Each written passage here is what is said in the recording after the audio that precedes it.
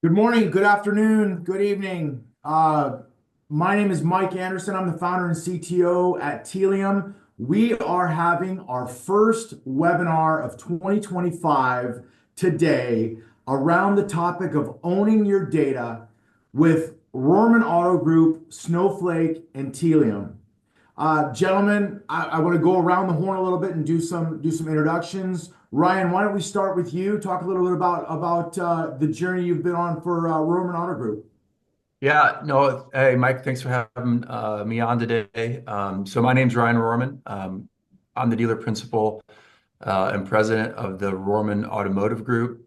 So we have 22 rooftops throughout the Midwest, Chicago, Lafayette, Indianapolis, Fort Wayne, a little bit into southern Wisconsin. And yeah, I mean, briefly, we have been on a journey of owning our data for almost a year now, and it's been interesting and fun, and we've learned a ton, and it's we got great partners. We have Tealium has been amazing, and Snowflake it also is another partner of ours. So, but looking forward to discussing that more. But it's been quite the journey so far, and it's been a good one too. So. Jeremy, you're up. Jeremy Alling, Sales, Digital Retailing, and Implementation Director for the Rohrman Automotive Group. I am here to make sure that Ryan's vision comes to life and just make sure that I can keep up with his pace and learn along the way. This past 8 months has been quite the journey for us as we've heard new terms, new acronyms, and new partnerships with folks that are not really inside of the auto industry. So Tealium and Snowflake, this is going to be a fun journey. There's a new saying going around called founder mode here at Tealium, where we talk about just owning everything and getting your hands dirty and getting in and solving problems. And so I know what it's like to create ripples downstream for the other employees, where it's like, guys, we got to get some stuff done. Patrick, bring us home here on introductions, and we'll get rolling. Perfect. Thanks, Mike. So I'm on the Snowflake side. I actually manage the alliances with many of our marketing partners, and including Tealium. Been at Snowflake for about 2 years, really focused on growing the ecosystem to unlock use cases for our thousands of clients who are interested in leveraging Snowflake as a core part of their marketing technology. I spent 5 years at a CDP as well, and so understand that space and built an ecosystem there, and so understand sort of how this fits together, and have had the opportunity to work with hundreds of clients and dozens of great partners, to unlock use cases like this. It for me, this is actually really exciting times in the world of data, especially with Snowflake has really come on so strong so fast. But it really, in my opinion, has kind of completed that architecture for customer data that gives companies the opportunity to really own a lot of their destiny around customer data. I take heat from this from my team because they say it's too stuck in the 80s. But when I think about the value that Tealium and Snowflake together provide to our customers, I think about the modern computer, and I think about hard drive and RAM. And Snowflake for me is that lifetime customer data warehouse. That's the hard drive where we store everything. And Tealium is that RAM where we're collecting the data in real time, and we're using information from the hard drive to influence those real-time experiences. And when we move into the automotive industry, this is something that really needs both, because we have a situation where you guys are not the Gap, right? I'm not buying a pair of khakis every single day from you guys, right? This is something where I'm buying a car. Some time goes by. You've got opportunities for service in between there, but you really need both sides of that data spectrum. You need that lifetime view of the customer, so you understand when is Mike ready to buy the next car, or when is Mike ready for service next. But then once you move Mike into that funnel of what you're trying to get me to do, whether it be going through the service or buying that new car, then you use the power of the CDP to move me through the funnel. So honestly, it's the perfect recipe here that I see, and it's really a perfect industry to showcase both. But starting with that, Ryan, why don't you give us a little bit of the overview of some of the challenges of the automotive industry and again, the risks of dirty data.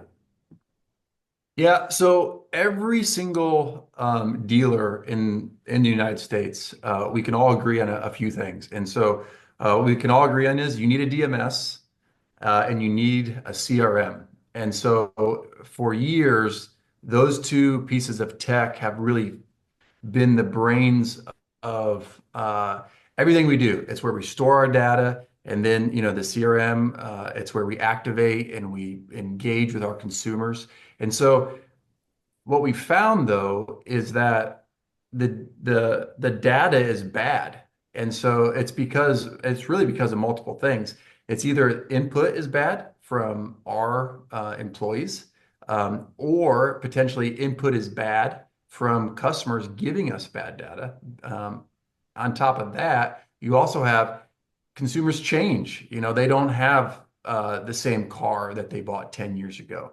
I still think it's kind of interesting. I still get marketing from the first car that I bought my wife back in 2010. And I've had 7 or 8 or 10 cars since that car. And that dealer group is still sending me, it's not my dealer group, it's still sending me marketing material to come and either service or trade the car in. And so that is where we found, issue number one. So after we partnered with Tealium, we decided, hey, we have to make sure we got to see what we're working with here. We got to see what type of data we have and how clean is it. And so we did that, and we had just shy of 2 million files. We went about 5 to 7 years back, and we found that 48% of our data was actually clean data. And it blew my mind, and mainly because auto dealers, we love advertising. We do a lot of it. We spend a lot of money in advertising. A common term in auto is like when we advertise, we do either like spray and pray or shotgun. We really don't know. Another quote that I heard was, we know that 50% of our advertising works. We just don't know what 50% is working and the other that's not working. And so it's just really interesting that no one has ever done anything about that. It's really because the crazy thing to me is as I've learned more about data lakes and CDPs, I've realized this is not new technology. This has been out for a long time. But inside of the automotive space, it's like the shiny new thing right now. And, we're adapting to it. So with that being said, we cleansed our data and then we enriched our data. And so right around June of 2024, we actually started marketing to clean data. And I'm telling you, it was wild. The results were amazing. I mean, it actually worked, and it wasn't 50-50. We were seeing everything get better while at the same time our spend actually go down because we weren't marketing to the same monster pool. We were marketing to, hey, we know that person still owns that car. We know that this is the address that it's actually registered to. We know that X, Y, and Z, right? So once we knew all those things, then you can start putting great technology like AI, machine learning on top of that. And we actually start to what does that consumer want to see and when do they want to see it? And so we started going down that journey middle of the summer. And, I just did a State of the Union kind of presentation for our 1,600 employees that we have. And it was really interesting. So we're still learning, but we actually saw our lead counts, or opportunities go up inside of Q4 versus what we saw in Q2. And in the Midwest, that's not normal. Our big selling season is always the summer months.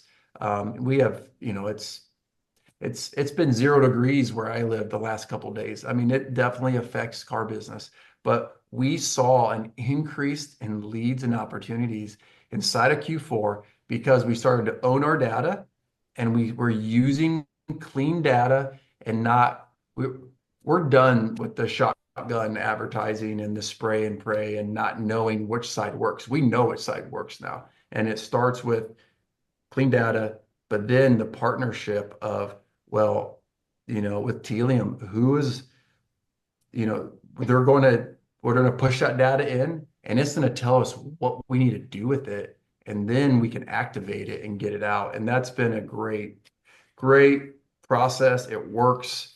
But that's kind of been our journey in short over the last 8 to 10 months of just really the power of clean data. I do want to say this too. This is the partnership with Snowflake.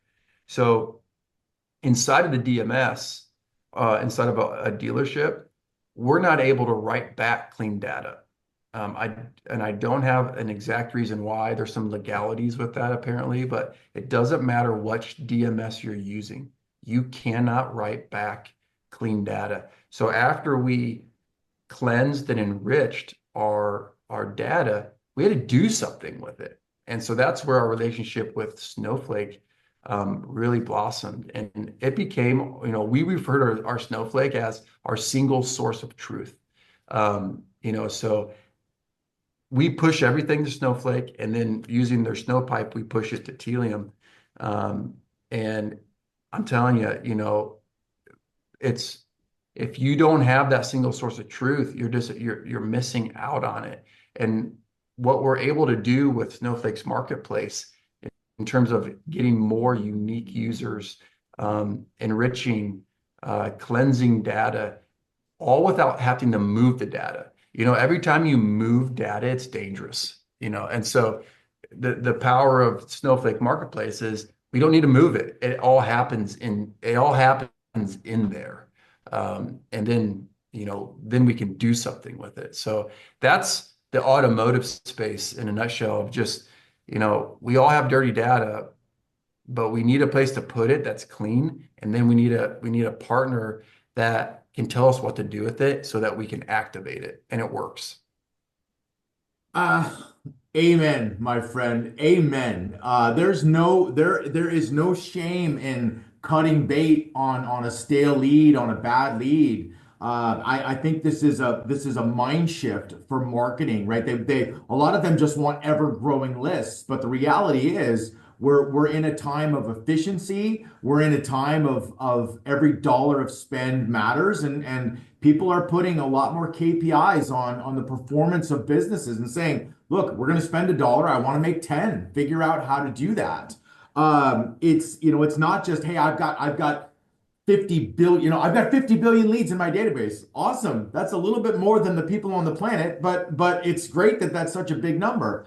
But it's an amazing testament to seeing the vision of where the future is. We have a college that just by removing marketing to their existing on-campus students and online students, they're saving millions of dollars a year. And I'll be honest with you, we're starting to see better experiences from the consumer side, right? And we set the bar really high. DoorDash gets food to our doorstep as fast as we want it. We can watch any piece of video content that we absolutely want to watch at our fingertips. We got high-speed Wi-Fi on planes now, right? We have choices. And so now is the time where experience matters. And I see disconnected experiences all the time out there with companies. And I think you guys really need to get your act in gear, because you're going to lose if you're sending irrelevant emails out, or you're showing me messages that are not relevant. You guys are in a challenging spot too as well, coming through COVID and going through, and I'm going off script here, but coming off COVID, we've gone to a remote first lifestyle where you may have people that are still driving, but people that are not driving as much. And now it's, do I keep doing these, hey, Mike, it's time for you to buy a new car. Actually, I'm working out of my house, and so I'm driving about 20% of the miles that I used to drive. But with you guys having opportunities to hook into the service portion of the relationship, you guys can keep tabs on like Mike's driving this many miles. We know exactly when he's ready for a new car. And that's what, and again, these are dreams that people used to have and be like, yeah, forget about that. That's impossible. It's possible now. With the power of companies like Snowflake and with Tealium and the right mindset and the right people that are motivated, this is really a possibility that's out there. And so it's very exciting times. Patrick, jumping to you. Let's talk about some of your data cloud components. And again, how do you see this? And when I talk about it, I say like, look, I use the power of Snowflake to figure out what the next funnel is for my customer, and then I integrate that information over to Tealium to say, now Tealium, go use your real-time capabilities to get them through that funnel as fast and as efficiently as we can. Yep, absolutely. Yeah, well, before I jump into that, Mike, I'd love to, just comment on some of the stuff that Ryan said. I think what was kind of really powerful and what stood out to me is just this concept of owning your data. And I think, it can sound sort of, simple when you say it, but I think one of the business complexity of actually making that happen is not trivial. And I think it is something that has actually been a really big shift in the entire market in terms of how they think about using solutions in the marketing space. If I look back to 2017, 2018, when sort of I began my journey in this space and in working in a marketing solution, many customers were essentially copying their data, sending it over to a large number of different solutions for marketing outcomes. And different solutions that you work with may either have rights to that data, you have various abilities to sort of change that or copy it in different places. But to your point, with some of your experiences with a DMS, you can be extremely limited, and you may not even be able to write back to it. So that concept of owning your data is really been a huge shift in how a lot of marketing teams are thinking about how they ultimately are able to drive the types of targeted, really personalized experiences that they want. So when I look at the marketing space today, and I think about how do companies, how do organizations get to this place where they're actually able to own their data? I think some of the capabilities of Snowflake become really, really critical there. And so, our history is really around being a data infrastructure and allowing customers to deploy use cases around things like data warehouse and data engineering and analytics. What we're seeing increasingly and what we're seeing today, though, is applications like Tealium are actually building their application in a way that you can reduce that data movement that you talked about, so that you don't have to copy data back and forth. Again, it allows the organization to really own that data and then leverage those solutions in a seamless way. And so Snowflake in this way provides that unified scalable platform that can drive those types of applications and outcomes. It gives you the performance that you need to do that in a seamless way, and to allow Tealium to still maintain that real-time customer journey. And so often, I know, Mike, you had a great example around, Snowflake as the hard drive and Tealium as the RAM. I think another way to think about it is Snowflake, and excuse my pun here, is more of an engine there, right, in driving that outcome. And I think of Tealium really as the steering wheel, the ability to take and direct a lot of those activities to, and a lot of times the marketers are not spending a lot of time in Snowflake. Their primary UI is going to be Tealium, even though Snowflake is that core engine that's sitting behind and driving a lot of those outcomes. So, when I think about Snowflake and how it really combines with a solution like Tealium, it is that unified, scalable platform that can deliver a lot of these marketing use cases and ultimately really allow the brand, the organization to really recapture and own their data such that they can get those personalized experiences. Amen. Amen. I love it. I love it. I love this topic so much. And the other thing that I think has been that this will be very valuable to the listeners is even though we're talking about some very complicated things, owning customer data profiles, triggering the right message in the right moment, having all the lifetime storage, having the engine behind you and steering your way through the experience. I feel like with the power of Snowflake, and with the things that we do at Tealium, we're starting to give companies a blueprint of a little bit simpler architecture that they need out there for their data infrastructure.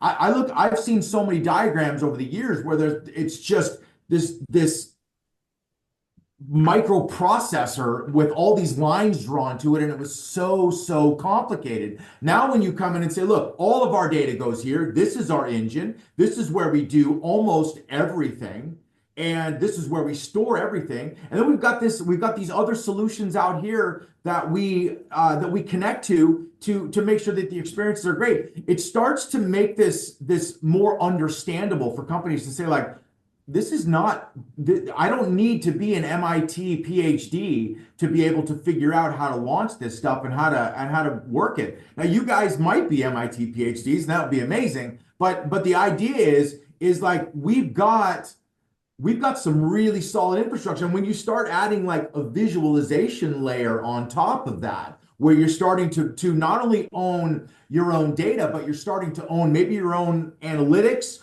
maybe your own reporting on that, on top of that. Now, Patrick, you got the windshield, right? Where you can see everything that's coming. So the idea behind that is that it starts to simplify the architecture because the tools that are supporting these customers have gotten so much better and so much stronger, and they're so purpose driven. And as we move into more of a consent world, I don't want to have my data in 50 different places because that starts to become a privacy and consent liability. And so, I know it wasn't on the prep, but Ryan or Jeremy, like, how does consent weigh into this for you guys and data privacy of your customers? Yeah, so that's it. It's a great question. And the easiest way to answer that is it depends how we're communicating with our customer. The hardest one is text. It's also the best. The stat that I saw is 93% of texting gets an eyeball on it. I mean, that stat is huge, right? There's no other marketing that I know of that you could say, 9.3 out of 10 times it goes out, the consumer sees your message. Like, that's great. But it's also the highest regulated in our industry. And so we know it works, but you got to have that opt-in for marketing. And so it's also the least used. So, that's it. So some of this for inside of automotive, because I know it's not always true to say that everything I'm going to say is true across all industry types, right? But inside of automotive, we're slowly making processes where the consumer is able to opt in so we can do that. And I think what you said, Mike, is really interesting because we can make this really complex, but it gets simplified. And I think it's always good to ask the question, why? And the why for us is consumer experience. Like, this is all driving consumer experience in an upward way. I mean, it's making consumer experience awesome. And that's what we're trying to do because it's such a competitive space. Not just automotive, all retail industry is competitive. And so consumer experience, even with regulation of text messaging, I want to deliver the text to you, not 2 weeks early, not 2 weeks late, but within the window that you want to get it on the topic that you want to receive. And that's true with everything: email, a phone call, Meta, OTT. I mean, we're activating all that stuff with Tealium right now. And so, regulation on emails are pretty wide open still. Direct mail is very wide open. We don't do much of that. OTT is pretty unregulated for us. Definitely some minor regulations in calls. But the main regulation that we have to, and you're not going to overcome it. It's an internal process that we have to adapt and change to create a why. Like, why would the consumer want to opt in to get my message? And the answer is because I'm not going to overuse it. I'm going to get it to you only when you need it, and so on and so forth. So that, I don't know, Jeremy, if there's anything else you'd put on top of that, but that's the regulation struggle is texting for us, and it's also the best outlet as well. I think Ryan covered it very well. And for us, we will tend to see about 70% of our customers will opt in to receive some form of messaging when they inquire about a vehicle. And it's making sure on the user that if the customer calls into the dealership, that we send them out some sort of information that requires them to say, yes, I opt in to receive this.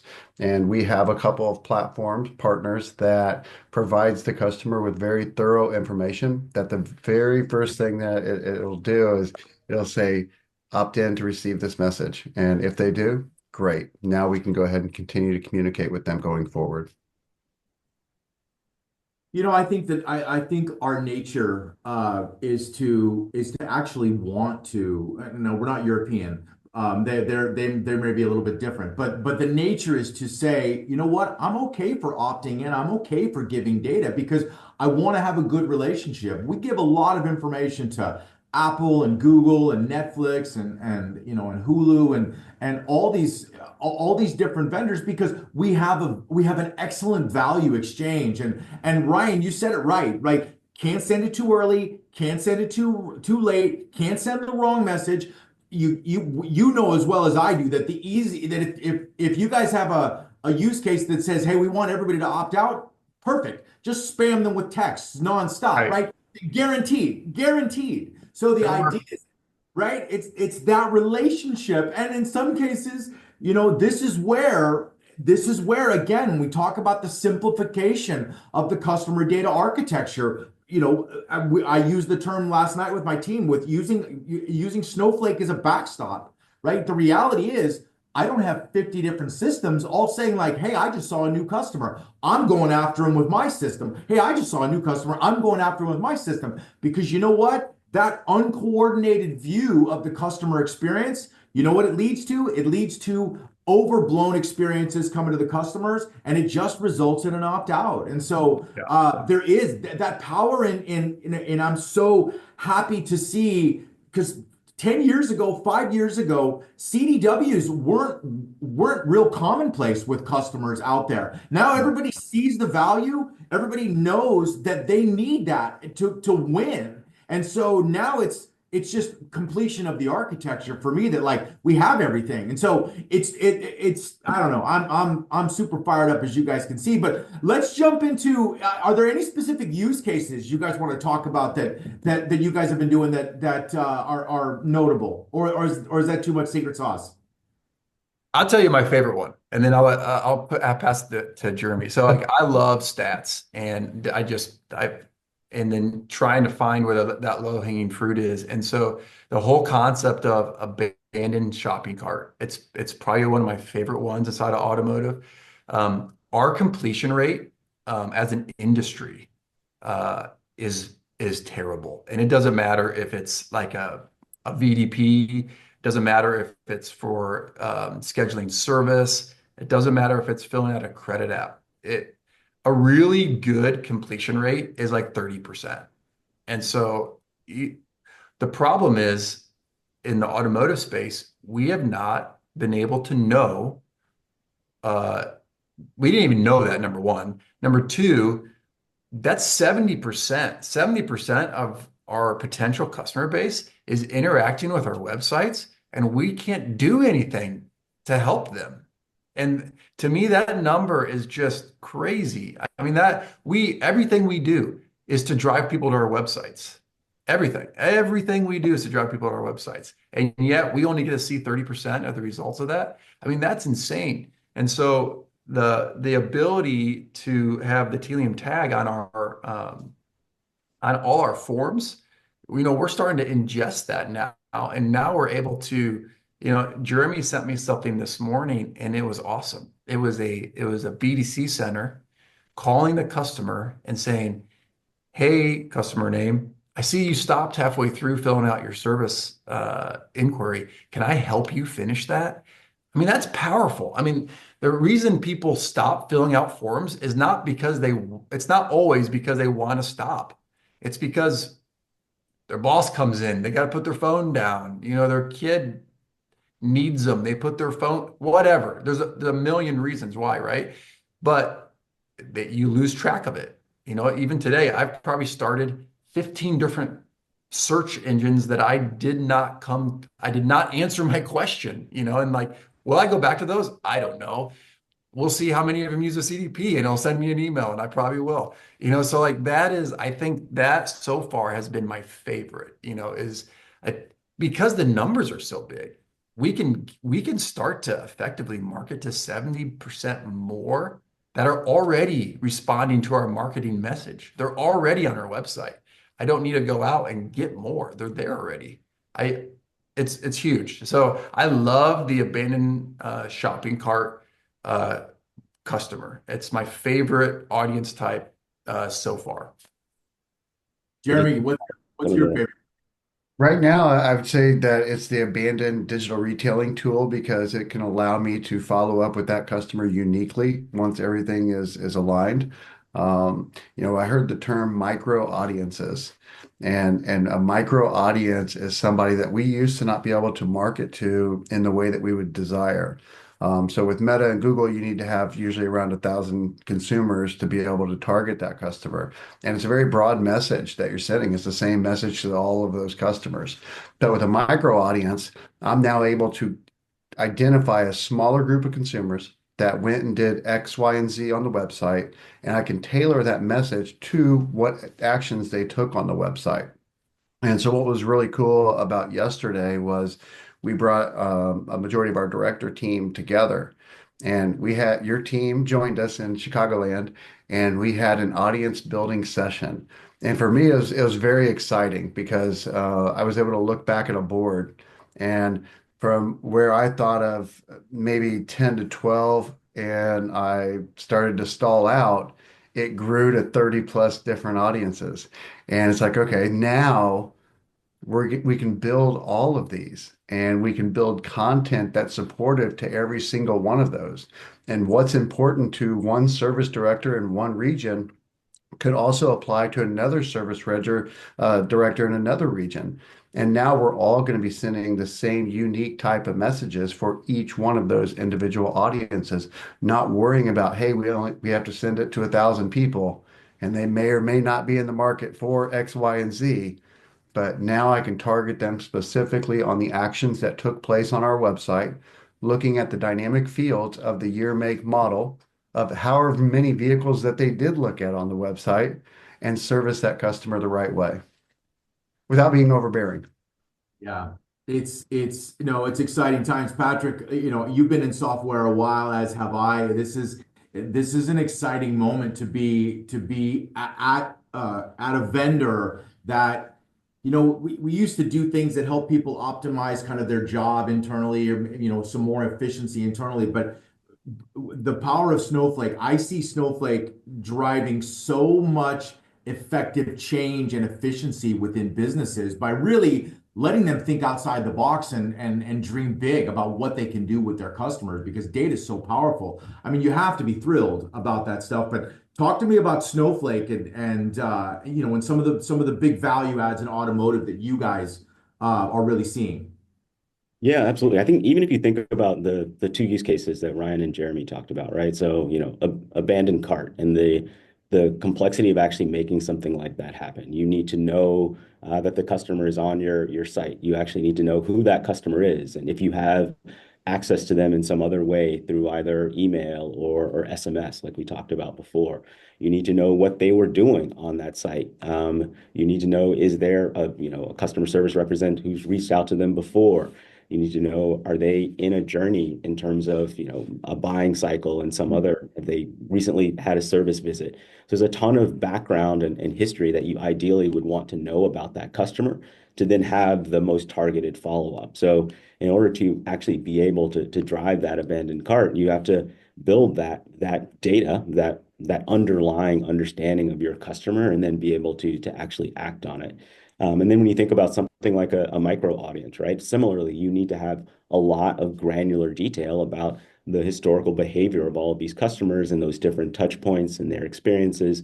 And you, in a perfect world, want to bring that all together so that when you are creating and crafting that message, you're able to do it in the most effective way. And even down to, well, what channel do I want to deliver this message? Is SMS going to be the path? Is it email?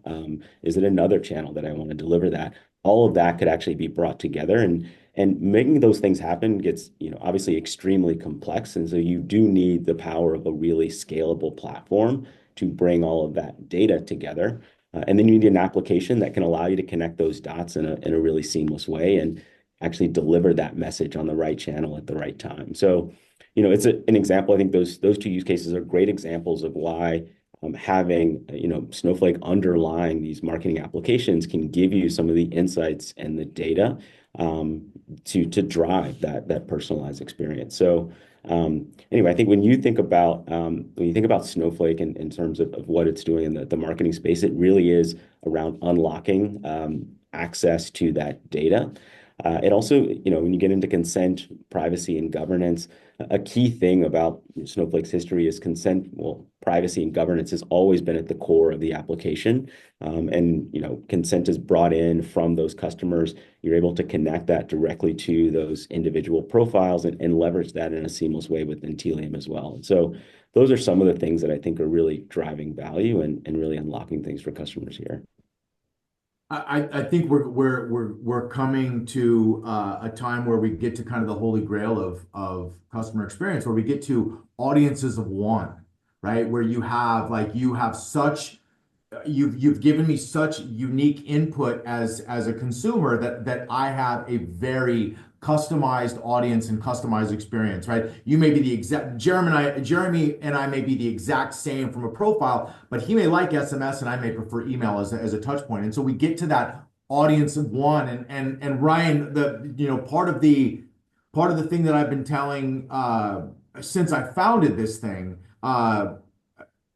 this has always been about widening the bottom of the funnel, doing more.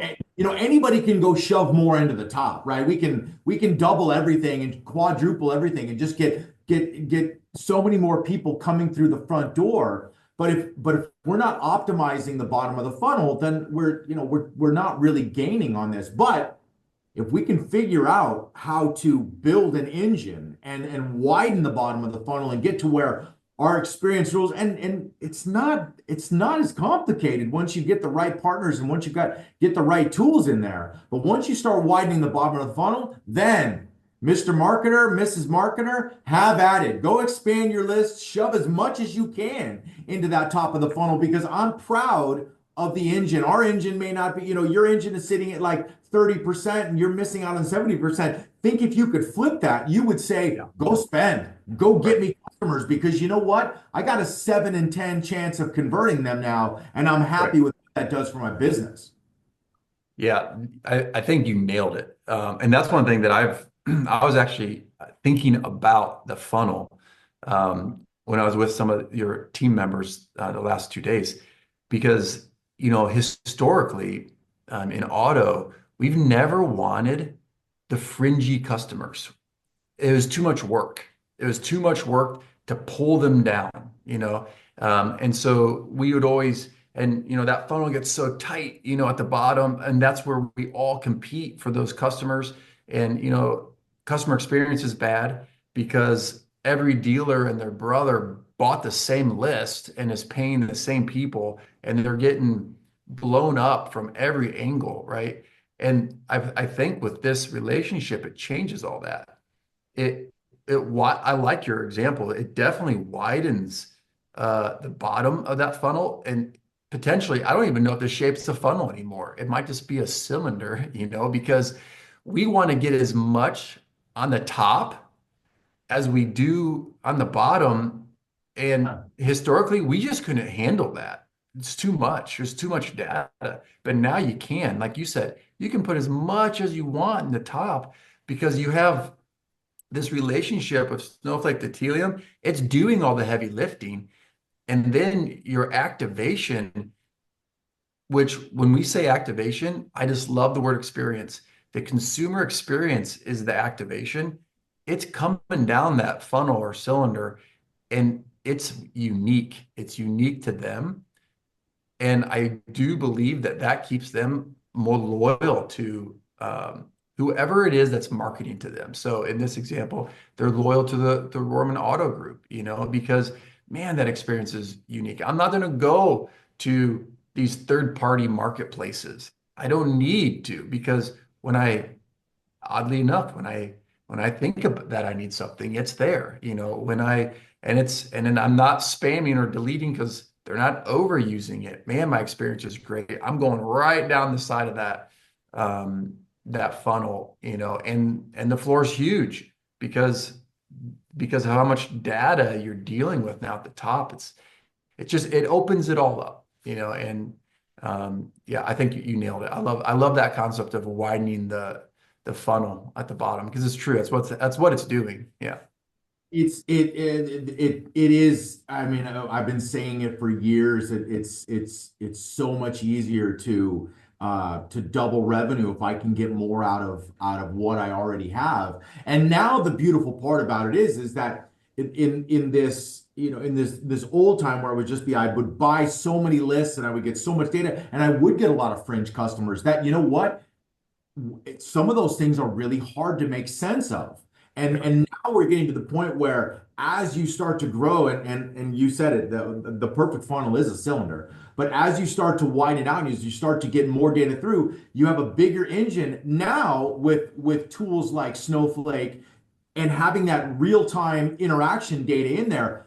Now with the capabilities of AI, we have the ability to even learn more and even put more experiences that are more nuanced, because we have more information coming in, not just higher bounce rates, right? Which a lot of people, I think, when they go out and buy lists and try to shove more into the top of the funnel, they really just have higher bounce rates rather than richer data about middle of funnel drop off and bottom of funnel drop off. And now we have more data that we can learn from to, again, perfect the experience for customers going forward. Yeah. Again, you said it really well. It's all about clean data. So like if your data is clean all the way down that cylinder, it works awesome.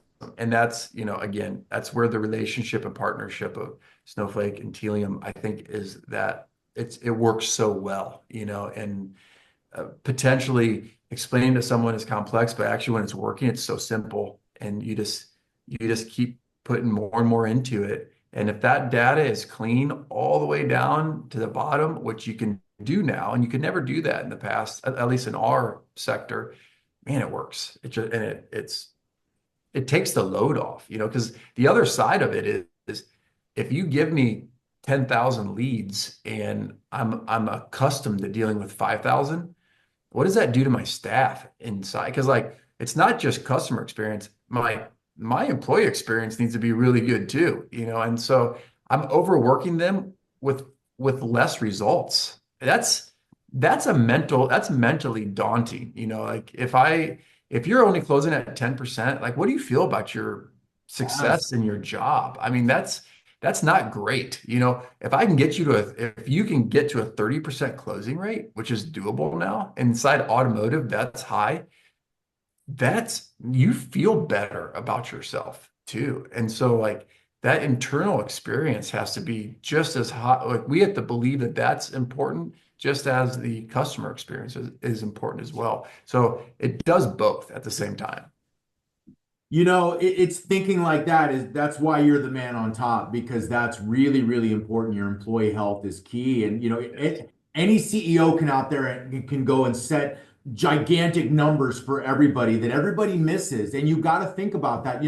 People like to win, and you balance that. You give them the tools to do more with what they have. And it's people talk about that consumer experience, but the employee experience, right? Especially in a business that you guys are doing that has that personal touch. Yeah, you want everybody to be successful. You want everybody to feel the power of that experience. And really, there's no reason with what Tealium can do, with what Snowflake can do, there's no reason why we should just use that data for the benefit of your consumers.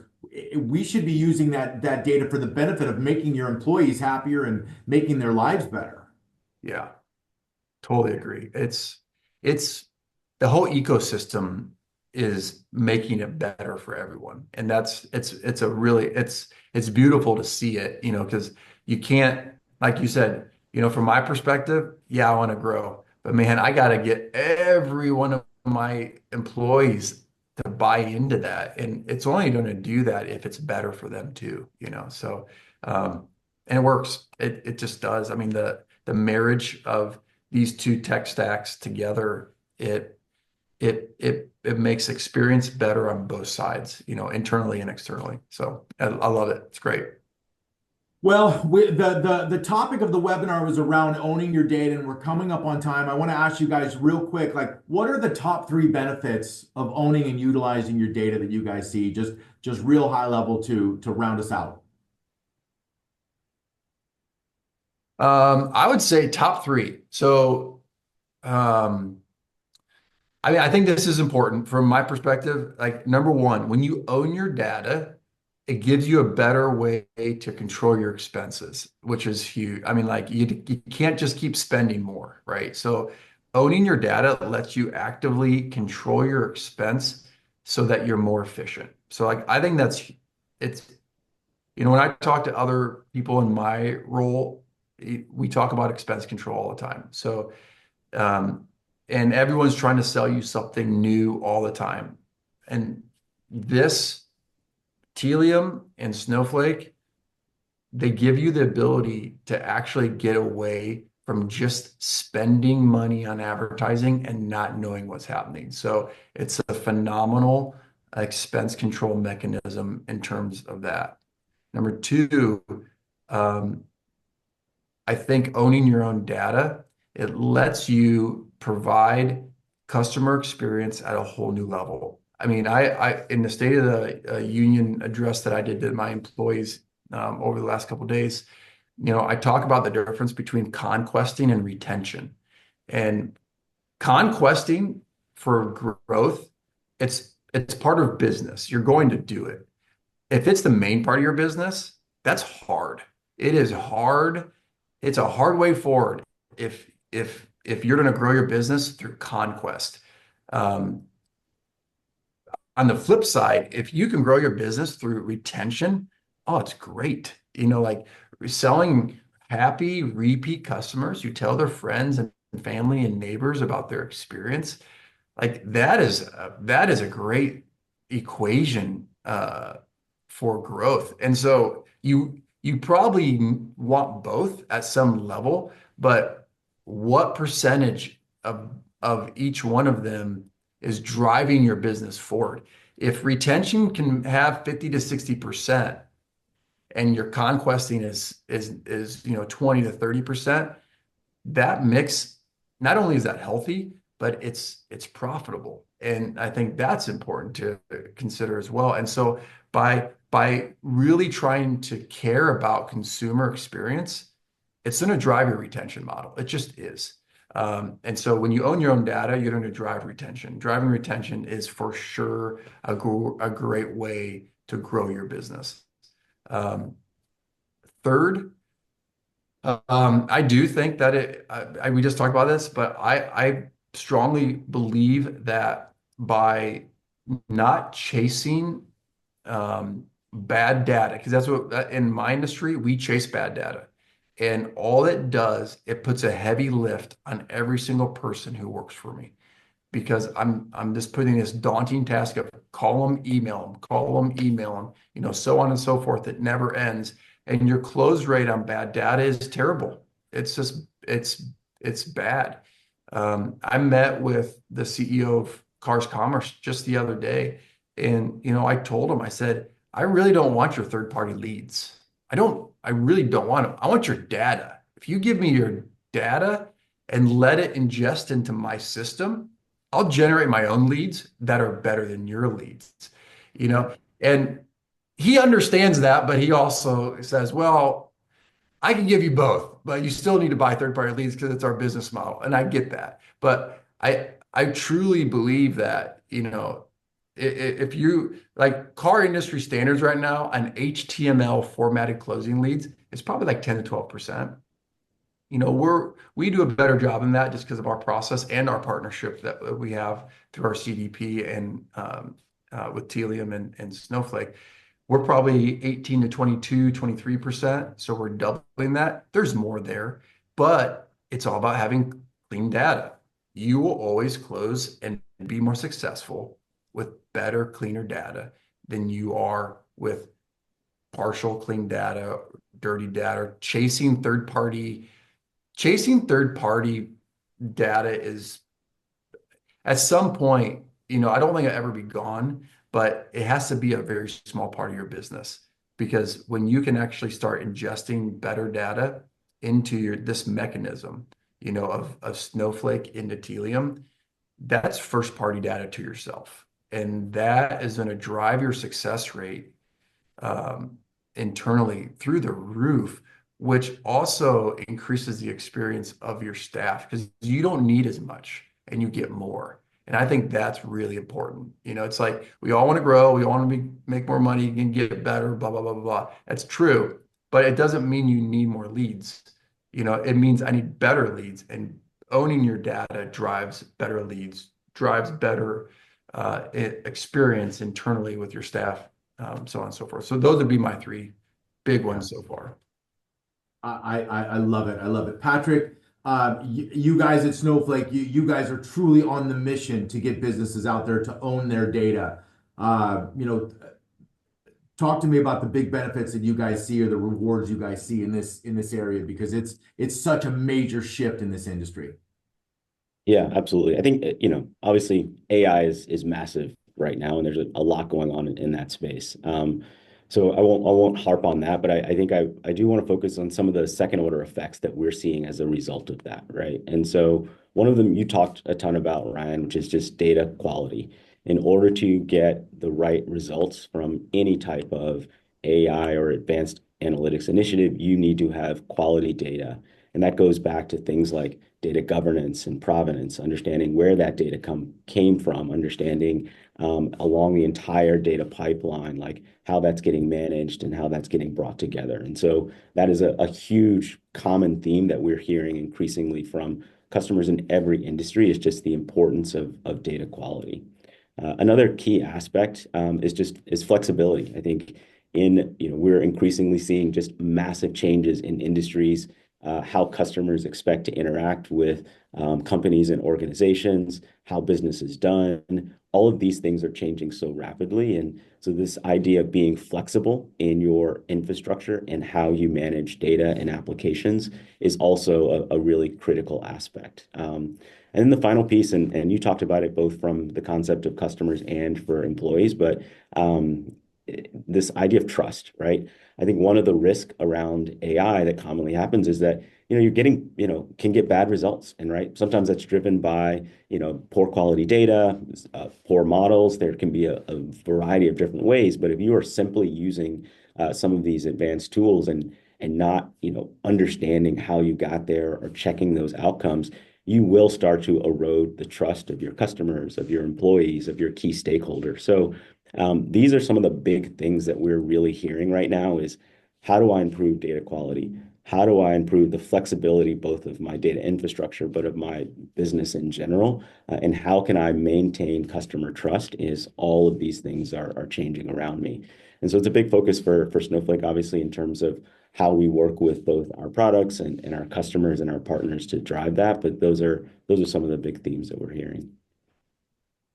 It's so great. Gentlemen, thank you so much. This is such an amazing way for me to start the day today.